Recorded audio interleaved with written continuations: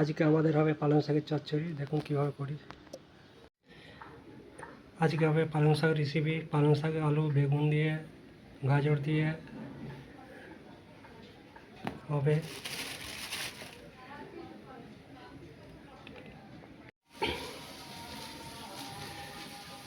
আজকে আমাদের রান্না হচ্ছে পালং শাক চচ্চড়ি। আলু বেগুন দিয়ে গাজর দিয়ে পটল দিয়ে চচ্চড়ি হচ্ছে। পালং শাক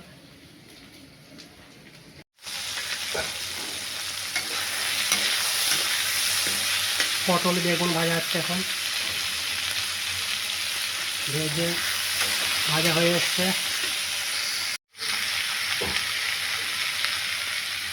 এখানে হচ্ছে গাজর আলুটা ভাজছে। এবারে গাজর আলু ভাজা হয়ে গেছে, নামাবো এবারে।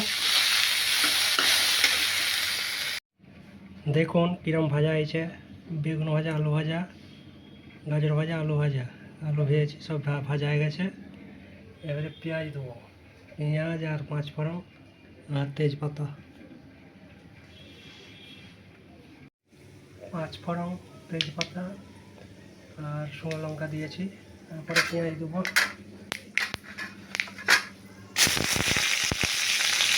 পেঁয়াজ দিয়ে ভালো করে ভাজবো। লঙ্কা গুঁড়ো 1 চামচ, হলুদ গুঁড়ো 1 চামচ, ধনে গুঁড়ো 1 চামচ আর জিরে গুঁড়ো 1 চামচ দিয়েছি। দিয়ে এই যে নাড়ছি। তারপরে আলু আর সব দিয়ে দেবো। আলু বেগুন গাজর একটু ফুটে যায় ভালো করে।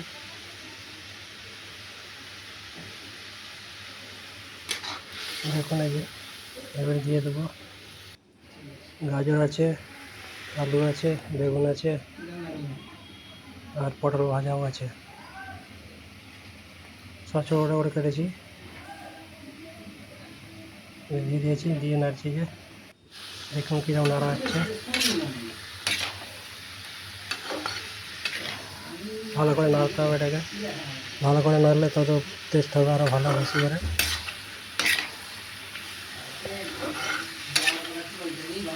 এবারে পালং শাকটা দিয়ে দিয়েছি। পালং শাকগুলো সব দিয়ে দিয়েছি, দিয়ে নাড়ছি এবারে ভালো করে।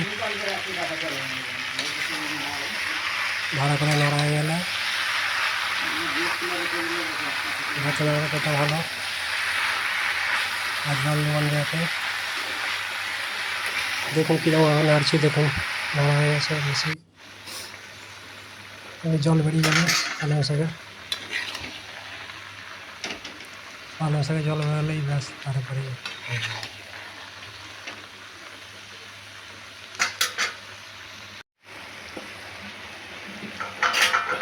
সবজি রান্না হয়ে গেছে আমাদের।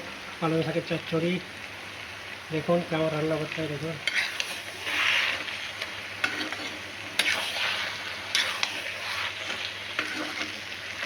পালং শাকের চচ্চড়ি।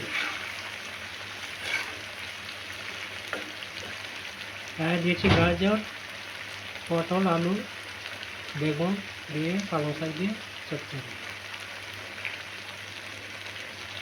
বড়ি নাই, বড়িটা দেওয়া হয়নি, বড়িটা শেষ হয়ে গেছে। বড়িগুলো আরও টেস্ট হয়ে যাবে। পালং শাক সবজি চচ্চড়ি একদম ফিনিশ হয়ে গেছে রান্না। দেখুন কীরকম করে রান্না করতে, কত সুন্দর লাগছে। এরকম করেই রান্না করি আমরা।